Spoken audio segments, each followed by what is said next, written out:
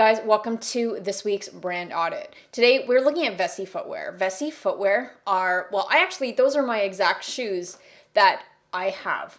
And Vessi started as a Kickstarter campaign. Now, back in 2018, out of Canada, actually, Vessi came to market as the world's first 100% waterproof shoe.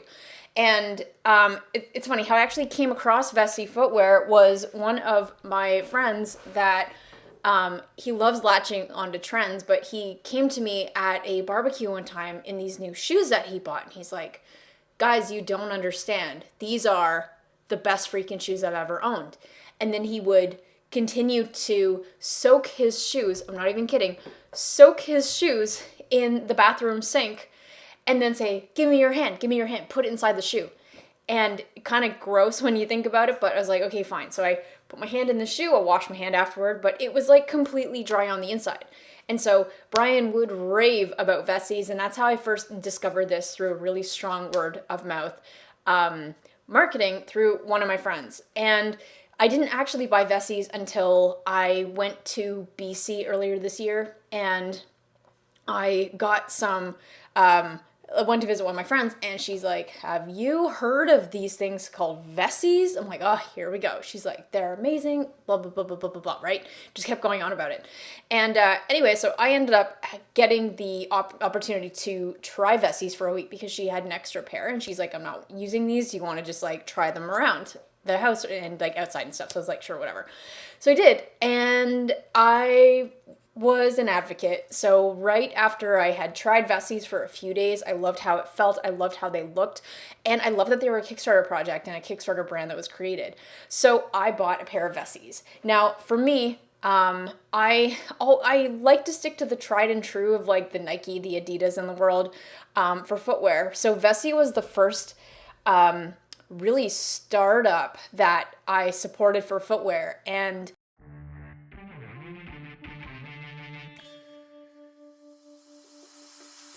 today, I'm really pumped to show you a kind of audit a brand that not only got started with the Kickstarter platform, but one that I love. I do want to say that this is absolutely not a sponsored video. It's something that I want to go through this with you guys to show you what are some things that could be possible for you. Because if you're watching this, you may be at the point where you're just getting started with a custom product of your own, or it might be that you are currently selling on Amazon and you want to diversify by getting out of white label and more into your own brand, selling on Shopify and or Kickstarter. So anyway, let's get into it. So first thing I want to mention is that Vessi did, I've said that, beating a dead horse here, but Vessi Footwear launched their first line in 2018. I know this because you can scroll over their profile here on Kickstarter and see that they've created two. So these are the two campaigns that they've done. The very first one, they had about 7,600 backers, and it came to the world as the world's first 100% waterproof knit shoes. And this is the Kickstarter campaign. So there's a lot of stuff they did well. I do want to go through kind of the page first as a quick Kickstarter page audit. And if you want me to do more of these specific to Kickstarter pages, let me know in the comments. So Vessi, one thing that they really focused on is how they are different. So they're not just another pair of shoes, they're the first 100% waterproof knit shoes. And with a claim like that, let's see how they've actually sold it. So one thing I love that Vessi did is, if you even just skim this, they tell a very visual story, as in there's very little text and they convey what they need to with images. So protected up to your ankles so you can actually see what that looks like. Breathable and moisture wicking. So this is, hey, someone out in the bush while it's raining. You could see testimonials. I think this is actually, in Toronto. But one thing I do want to say, which a lot of projects are starting to do, but it's not obvious why they're doing it. So you see here, near the very top of the page, they have these two call to action buttons. Back of this project is important because they have a call to action of what you want them to do. So essentially, if you follow different brand audits we've done in the past, that top of the page is prime real estate. And in the header here is you really want to get to the meat of exactly what the product is, who it's for, and why someone should care about it, right? And what it does in their life. And that's really what they've done with the great product image. These are the shoes I have. So the great product image and really clean and concise headline with supporting subheadline. So right after that, there's a call to action button to back the project. So let's see what happens there. Okay, so again, unfortunately right now, there's no way to buy this. Why am I saying that? There's no way to actually have that go to a checkout page. It just essentially is going to bring them back to the top of the page where it's like, hey, back this project. And it just gets the consumer into the mindset of, oh yeah, I should go probably choose one of the rewards on the side. But the second thing they have is they have this thing called Have a Question. A lot of Indiegogo hosted a webinar last year where they had started to see that more and more backers, before they make a purchase on a product on their website, backers want to have multiple touch points with the creator before they feel comfortable and safe purchasing a product, which makes sense. So when you have this chat with us button, this actually will open up in Messenger. And this makes it really easy for people to ask you questions live. So they feel heard, but if they are not familiar with how do I pick the size? Do you have different colors? When will this be available? Different things like that. When you have someone that lands on your Kickstarter page, as of right now, there's no easy way for someone to ask you a question. So by making it really easy for someone to get their answers and needs met, this is a great way to capture more sales and make it really easy for people to purchase your product. So that's just a really cool tip that I wanted to mention from their Kickstarter page. So what we end up having with Vessi is an example of a brand that was started on Kickstarter, saw Kickstarter as a massive opportunity to build brand awareness, get funding, inventory covered, all that stuff. But they actually came back to Kickstarter a second time. And they came back to Kickstarter to launch a new line of footwear. So this is 100% something that creators will do, where if you have seen initial traction on Kickstarter, then why not go back to it for follow-up campaigns, right? So that's a really great tip.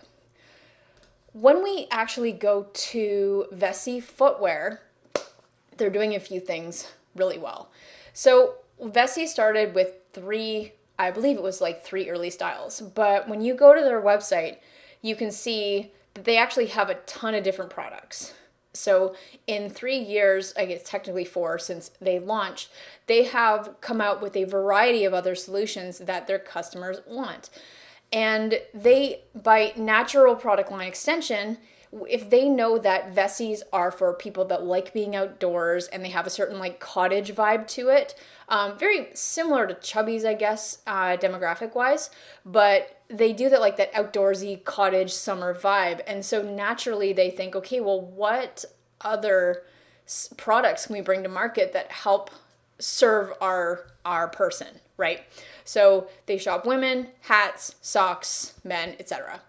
What I like about their website is it's really clean. So again, they've really continued that whole visual storytelling aspect like they have from their Kickstarter page as a show don't tell. So summer's back with a splash, limited edition, mint green, citrus yellow, and apricot red.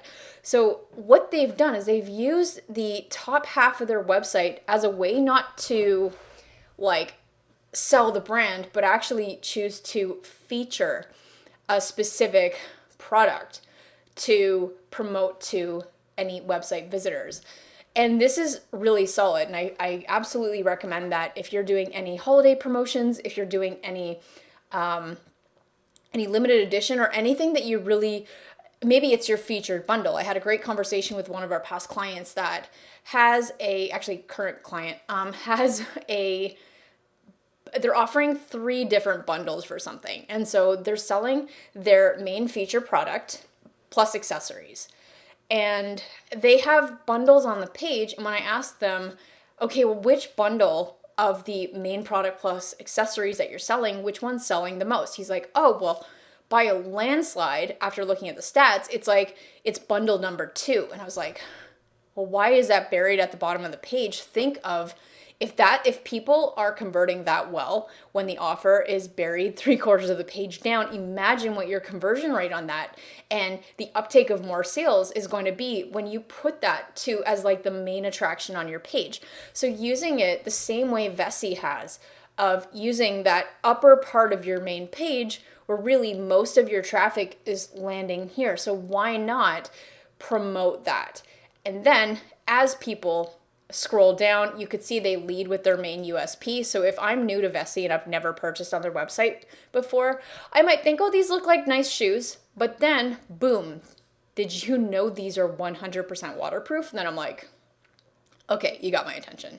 And then, hey, if you don't like the limited edition, look at some of our other super popular ones. So here, I don't know for sure if this is what they're doing, but I have a feeling that they have staged this based on looking at their top product sales and featuring the most popular items that are selling, which I like. Again, I don't have the data on this, but that's what I would suggest they're doing, is that they're like, hey, this is our most important thing right now with a USP with some of our other most popular items. And then you can get into, okay, well, what are you looking for in terms of categorizing this? And I find that, I do a lot of brand audits for people, like on consulting calls. And so when someone comes to me and say like, hey, we want to work with you, can you take a look at my website and see kind of why our site isn't converting? A lot of the time they've got a ton of products and navigation it makes my head hurt. It makes me want to cry, because if you're selling like 50 different products and you just kind of slap them all on the main page, you're not giving the customer an easy way to navigate based on what they're actually shopping for.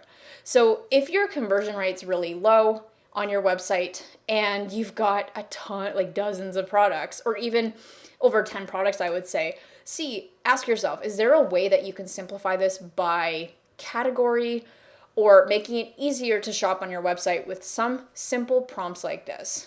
Okay. Another thing they have here, Tech Out. So these are some of the main features on it, which I love. I love how they convey it with simple icons like this. Testimonials. They do main benefits. So yes, up here they're like, look, it's lightweight, waterproof, breathable. Like these are the main benefits. But again, even here before whatnot, their use of headlines is about how this is relevant for somebody. So explore more, worry less.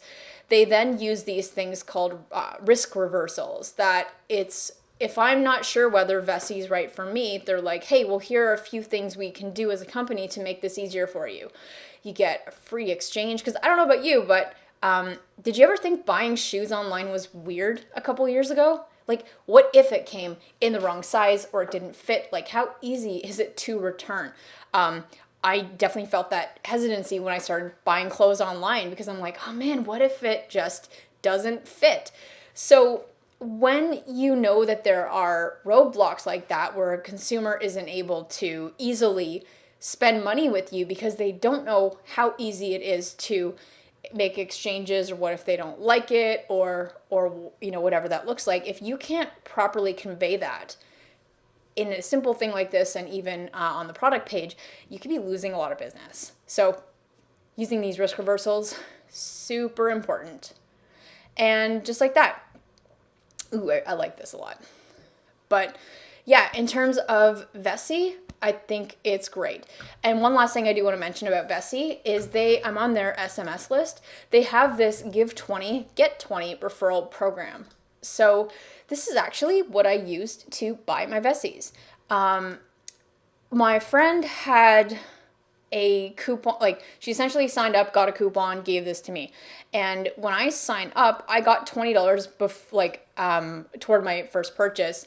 And a code that I can use to gift to a friend. If I think, wow, these things are awesome, I'm definitely telling one of like a few of my other friends about this that I think they might like this. So this is FriendBuy. Again, not an affiliate, but that's definitely something to check out, as it could be a really great way for lead generation, building your list, and just allowing people an opportunity to buy with you or like shop with you more easily. So apart from that, that wraps up this brand audit. If you do have a brand in the future or right now that you want me to audit, then absolutely tag that brand below this video, and you guys might just be featured on one of our future brand audits.